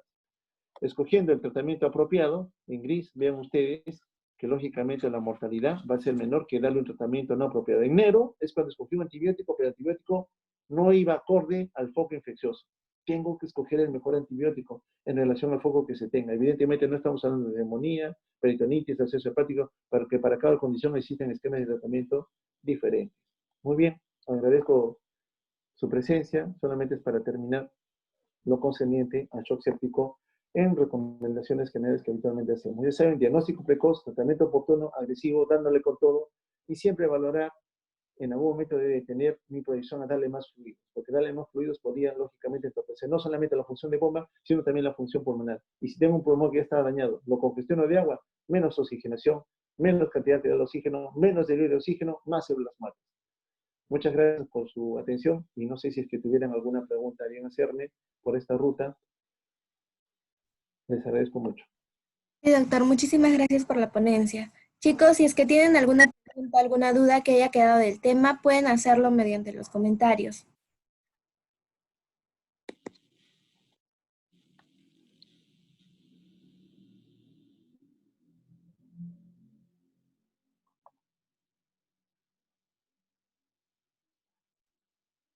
Bueno, doctor, en lo que quizás si alguien tiene una pregunta y le escribe, le quiero agradecer nuevamente de parte del Comité Permanente Académico del Centro de Investigación de Estudiantes de Medicina de la Universidad Privada de Tacna por haber aceptado la participación en esta serie de ponencias de los viernes académicos. Muchas gracias por tomarse un tiempo para hacer esta ponencia. Ha sido beneficiosa para todos los asistentes y esperamos poder contar con su participación en futuras ponencias que tengamos. Muchas gracias, chicos. Espero que nos Hay podamos... una pregunta, doctor, antes de que se retire. No sé si logra verla o se la leo. En la ley, por favor. Ok, dice, doctor, buenas noches. ¿Por qué la piel fría es una manifestación del shock séptico? Cuando el simpático se activa, recuerden ustedes que se desencadena una liberación intensa de catecolaminas que actúan sobre el lecho vascular periférico. Se genera vasoconstricción. Pues como se cierran los vasos, ya no hay circulación. La sangre tiene una temperatura, es caliente. Pero como ahora hay vasoconstricción, la sangre no llega a nivel de la piel. Por eso es que la temperatura, cuando uno toca la piel de esos pacientes, está fría. Y si intento hacer llene capilar, comprimiendo el pulpero de los dedos por 5 segundos, y luego retiro y veo cuánto le demora llenarse otra vez o adoptar el color rosado, veo que se prolonga más allá de los 2 segundos. Evidentemente, para mí, esa es una señal de hipoperfusión. Y la piel es pegajosa, es porque recuerden que el simpático estimula las glándulas sudoríparas. Entonces hay mayor sudoración. Pero como cuando vamos perdiendo volumen de agua hacia el intersticio, ese sudor tiene menos agua y se torna más pegajoso. Puede ser una de las condiciones que habitualmente acompañan a una manifestación periférica de la hipoperfusión. Doctor, muchas gracias. La siguiente pregunta dice, si en el shock séptico el cuerpo está en estrés, entonces el simpático está activado. ¿Eso no ayuda a la no dilatación exagerada de los vasos? Claro, es que en algún momento a nivel de la microcirculación ya deja de haber una respuesta a las catecolaminas. Hay un agotamiento de las catecolaminas. Entonces, el simpático se agota. O sea, no es que siempre va a estar liberando, liberando. Ya no tiene que ofrecer ya, porque él descargó todo su arsenal. Es en ese momento que uno se percata de que los fluidos no son suficientes y en el momento que escogemos darle una droga vasopresora, como vimos, ¿no? Una vena cava rechosa me dice, ya los fluidos están bien, la volemia es adecuada, pero la presión sigue baja, evidentemente digo, le está faltando respuesta del lecho vascular arterial, tiene que contraer. Escojo una droga vasoactiva como la norepinefrina. Es decir, estoy repletando nuevamente las catecolaminas que se agotaron producto de la primera respuesta. El simpático se activa, sí, rápidamente, al inicio, de forma agresiva, intensa, pero no tiene tanta reserva. En algún momento la reserva va a comenzar a caer. Y ahí es que voy a notar que ya ese shock que más o menos estaba compensadito, ahora se descompensa completamente. Me está pidiendo ayuda. Y la ayuda que yo hago es escoger una catecolamina sintética como la norepinefrina para reemplazar las funciones que hasta ese momento el simpático venía ejecutando, pero que ya evidentemente por el estrés fueron sobrepasadas. Ok, doctor, la siguiente pregunta nos dice, excelente ponencia. ¿Cuál es el biomarcador más preciso para sepsis? Ejemplo, procalcitonina. ¿Y cuál sería el impacto y relación de la microbiota en la fisiopatogenia del choque séptico? Hablando específicamente de disbiosis. En el caso de los biomarcadores, evidentemente uno quisiera tener una prueba de laboratorio, un gol estándar que me diga, este paciente tiene una infección. Porque yo quisiera que el shock que estoy manejando efectivamente es una infección y sé que con la ayuda de algún antibiótico me puedo ver favorecido de recuperar al paciente. Lamentablemente el gol estándar que es el cultivo, el aislamiento del agente patógeno, no siempre me lo logra aislar. Y aparte, demora 3, 5 días, otros escenarios más tiempo, en que salga el resultado y me diga, este es el germen causante. Hemos visto que el tiempo es oro. El tiempo de demora en diagnosticar a un paciente a veces es muy prolongado. Y yo no puedo esperar 3, 5 días a tener aislado al germen, más aún sabiendo que el cultivo quizás me salga negativo. Entonces yo tengo que estar rápidamente con las herramientas que me puedan ser útiles en ese momento. Entonces los avantantes de fase aguda asociados a infección son varios, pero uno de los que más utilizamos, como lo ha señalado, es la procalcitonina. Un valor de procalcitonina en un paciente con alta sospecha de infección viene con la falla de algún órgano y sospecha de un foco infeccioso determinado, o falla multiorgánica que me diga, he buscado por todo lado otras causas de shock. No es corazón, no es un infarto, no es una embolia, no es un taponamiento cardíaco, por ejemplo, no es un desorden obstructivo, no es una hipovolemia. Le digo, es una sepsis entonces, pero no tengo el foco, muy bien, tratamiento empírico, cultivos de todo lado y comenzamos a cultivar. Pero una señal que me pueda reforzar más que estamos frente a la sospecha de que puede ser un shock séptico es valorar procalcitonina. Valores por encima de 6 me establecen si va de la mano la correlación de procalcitonina con una infección. Pero tiende a ser reactiva también, una señal, no es tan poderosa su asociación, pero sí me induce a pensar que está viendo un tipo de respuesta de estrés, porque es un factor que se produce en el hígado cuando hay algún tipo de injuria que ha activado la respuesta inmunológica. La microbiota, bueno, evidentemente nos ayuda a establecer un equilibrio. Si bien ciertos son comensales que nos protegen en algún momento, podría, por el uso de los antibióticos inclusive, ver una alteración en la población de esa. A veces a un paciente le damos antibióticos muy potentes porque fueron necesarios, pero olvidamos en algún momento desescalar. Fue necesario usar un medicamento potente al inicio, pero ya tengo el cultivo, ya tengo el germen y me dicen, ¿sabes qué? Estos otros antibióticos también lo matan, pero yo me persisto en dar el mismo antibiótico fuerte que di al inicio y no hago desescalamiento. Lamentablemente esos antibióticos más fuertes también comienzan a aniquilar a los pobladores sanos, a patógenos sanos que tenemos que son comensales con nosotros y causan una disbiosis, ¿no? Entonces ocasionan que algún otro tipo de patógeno que estaba en baja concentración ahora prolifere. E inclusive crea resistencia a ese antibiótico y se hace más poderoso. Y me hace una infección nosocomial por haber mantenido un antibiótico que quizás tuvo un tiempo de uso al inicio, pero ya debió destetarse y lógicamente llevar un desescalamiento y no tampoco prolongar demasiado el tiempo de la terapia, porque también eso es perjudicial para los pacientes. Gracias, doctor. La siguiente pregunta nos dice, ¿se aplica antibiótico-terapia empírica en el shock séptico? Mucha frecuencia lo hacemos. No sabemos cuál es el patógeno de cajón. A veces uno, por ejemplo, hablando de neumonía, hay neumonías que son de la comunidad. Yo digo, una cefalosporina de tercera generación puede controlar el proceso, hasta una pastilla con un macrólido, ¿no? Pero a veces el paciente es un viejito, es un diabético, es un inmunosuprimido. Entonces digo, un macrólido no le va a ayudar, tengo que usar un medicamento bactericida. O de repente el paciente no es un paciente con un pulmón sano previo, sino tiene un pulmón seculado post-tuberculosis, tiene bronquiectasis o tiene fibrosis pulmonar. Entonces ya tiene un daño anatómico previo. Entonces ya no es solamente el neumococo típico de la comunidad, es otro germen conocido, por ejemplo, como pseudomonas o Klebsiella. Entonces, para cada condición de cada paciente, viendo los daños que tiene, yo más o menos me inclino a usar tal o cual antibiótico. No siempre la receta de cocina, dale ceftriaxona, a todos va a resultar. A veces me tengo que tener a pensar, este paciente tiene alguna condición propia de él, repito, edad avanzada, inmunosuprimido, es diabético, es renal, o tiene un daño parenquimal pulmonar. Evidentemente a mí me dice, sabes que tienes que coger un tratamiento antibiótico diferente, porque por la condición de base, él jala o arrastra a otros gérmenes patógenos más. Pero casi siempre empezamos terapia empírica, hagamos cultivo lo que podemos y según lo que vemos en la evolución, a veces vamos agregando, cambiando antibióticos. Gracias, doctor. La siguiente pregunta nos dice, buenas noches, doctor. ¿Es lo mismo decir shock séptico y sepsis severa? Sepsis severa ya no lo empleamos ya. En la evolución de la sepsis hubieron varias reuniones tratando de uniformizar criterios. Sepsis severa hace relación a la primera reunión internacional que hubo allá en la década del 90, en el año 91, donde sociedades europeas y americanas se reunieron para tratar de estandarizar términos. Ya no hablar de bacteriemia, septicemia, ya de frente hablar de lo que era SIRS, sepsis, sepsis severa y shock séptico. En ese tiempo se consideraba la sepsis severa como aquella que condicionaba la falla de órganos y shock cuando el corazón era comprometido.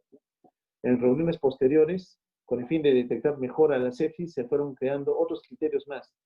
Nos saturaron de criterios, en donde inclusive cuadros tan leves como una faringitis que me daba fiebre, me daba taquicardia, o a veces mi frecuencia respiratoria incrementada, ya le decía que era una sepsis. Entonces, esas confusiones en el tiempo ya cambiaron y en la actualidad sepsis severa ha desaparecido. Hablar de sepsis es hablar de una infección en donde este paciente con esa infección está haciendo que algún órgano no esté trabajando bien. Generalmente es el pulmón, a veces es el corazón, a veces es el riñón. Al final de cuentas, una infección con un órgano, por lo menos, que no trabaje bien, a eso le llamamos sepsis. Y de frente, si esa sepsis condiciona un estado de hipotensión con señales de hipoperfusión que no responde a fluidos y que me obliga a usar vasopresores y que tiene evidencia de que hay un desequilibrio entre la oferta y el consumo, es decir, aumenta algunos metabolitos tipo lactato, definitivamente ese es un shock séptico. Gracias, doctor. La siguiente pregunta nos menciona, doctor, buenas noches. ¿Cómo manejamos a pacientes que desarrollaron edema agudo de pulmón como consecuencia de una terapia exagerada con fluidos? Bien, el edema agudo de pulmón por fluidos básicamente establece un edema agudo de pulmón cardiogénico. Cuando uno habla de edema agudo de pulmón, establece dos causas, uno cardiogénico y uno no cardiogénico. El cardiogénico significa cuando el corazón no es capaz de poder movilizar la sangre en la forma habitual que tendría. Cuando esto no sucede así, el primer órgano comprometido es el pulmón. Aumenta la presión hidrostática allí y por mediante las fuerzas de Starling, el agua fuga hacia los alveolos y me los inunda de agua. Eso es el edema agudo del pulmón de causa cardiogénica. Entonces, cuando uno da mucho fluido, se arriesga a que ocurra ese evento. Dale 3, 4, 5, 6 litros de suero a un paciente, incluso yo lo he visto en jóvenes, le han dado 6, 8 litros de suero, le he metido transductor y he visto puras líneas B. El paciente tenía full sinología pulmonar y la saturación comenzó a caer. Se les pasó la mano en los fluidos. A veces somos muy enérgicos y damos más agua de lo que el paciente puede manejar en algún momento. Entonces tenemos que ser muy precavidos. Hoy en día tenemos muchas herramientas, sobre todo en el escenario crítico, que me ayudan a manejar mejor.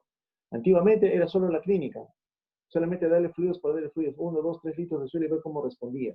Hoy en día no, tenemos que recurrir a las imágenes, ya verlo.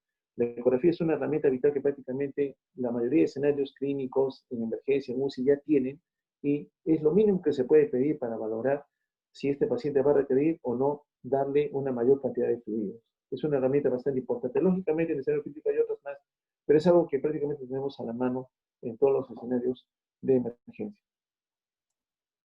Gracias, doctor. La penúltima pregunta es, doctor, buenas noches, muy buena ponencia. Mi pregunta es, ¿se puede recomendar el uso de corticoides en el tratamiento de sepsis shock séptico? ¿Se usa en la práctica? Rígido. Miren, la medicina avanza mucho, las recomendaciones surgen, pero cada recomendación de evidencia soportada por estudios. Lógicamente, a más población que ha sido expuesta a un tratamiento y el tratamiento fue benéfico en esa población, uno puede decir con fuerza de evidencia que es bueno recomendar. El uso de surgió ya por el año 2002, estudio de que no respondía los y que les daba corticoides mejor. Y asoció esta medicina recuerden que las glándulas la corteza suprarrenal también depende de un flujo sanguíneo. Cuando cae el flujo sanguíneo porque está en shock, las células entran en estrés y muchas mueren. Entonces, no producen suficiente cantidad de corticoides, específicamente cortisol. Entonces, el reemplazo en esa población llevó a una aparente mejoría. Para cuando salió el primer consenso de recomendaciones, muchos, inclusive yo, comenzamos a usar corticoides. Era parte del soporte que dábamos en forma general como una recomendación más. Luego surgieron otros estudios cuando valoraron ya en población más grande el uso de corticoides y notaron que los pacientes se complicaban más. Los quirúrgicos que comenzaron a usar en sus shocks sépticos quirúrgicos corticoides, notaron que sus pacientes se morían más. Entonces surgió otro estudio que valoró nuevamente, ¿es útil o no es útil? Y se determinó de que no era tan útil como se veía en ese momento. Entonces, para la siguiente recomendación dijeron, con mucho cuidado si lo vas a usar, solo en casos extremos, cuando tu paciente ya definitivamente con fluidos, con vasopresores no responde. En la última guía de recomendación, se recomienda todavía utilizarlo, pero a dosis bastante bajas. La dosis que inicialmente se publicó en el primer estudio grande en el año 2002, publicado en Lancet, establecía 50 miligramos cada 6 horas, vale decir 200 miligramos al día. No más. Entonces, había algunos que usaban dosis más altas y que evidentemente se asociaban a más complicaciones. Si los uso o no en este momento, sí.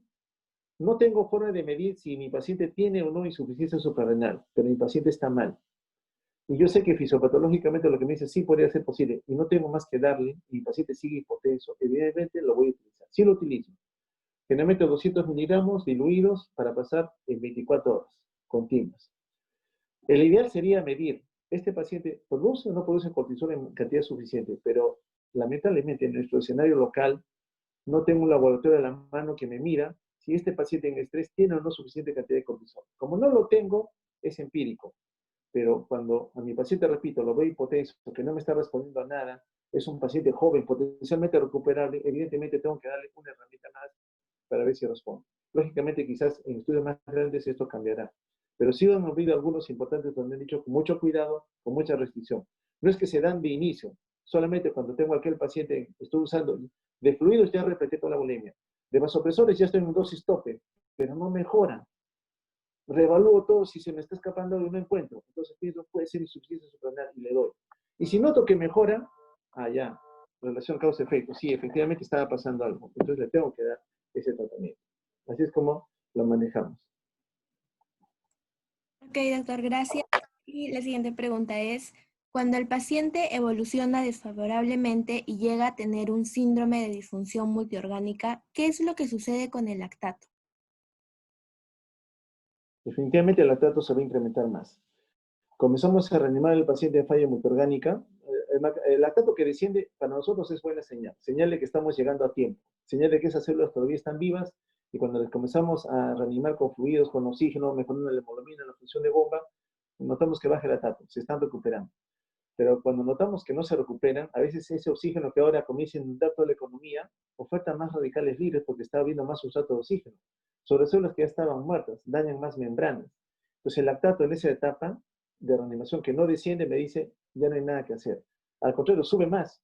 Significa que ya el desorden ya se ha instaurado, ya se activaron todas las señales de destrucción celular, de muerte celular por apoptosis. Estamos llegando tarde. Vale decir, lactato que no en 1 o 2 horas ya me está diciendo que el paciente está perdido. No, el pronóstico es seriamente desfavorable. Ok, doctor, muchas gracias. Y la última pregunta. Buenas noches, doctor Vargas, excelente ponencia. ¿Cuál es la utilidad del uso de vitamina C endovenosa sola en pacientes con shock séptico? No, hubo algún intento de recomendación, pero después se cayó en el tiempo. Ya no hay ningún estudio grande, importante que lo avale. Si me dijeran si lo daría o no, no lo daría. Tiamina sí, porque tiamina regula rutas metabólicas. Sí lo podemos dar, pero vitamina C como tal, no. Listo, doctor. Esa ha sido la última pregunta. Agradecemos nuevamente su participación en esta ponencia y esperamos poder tener su participación en futuras ponencias. Muchas gracias, doctor. Ustedes, hasta luego. Hasta luego.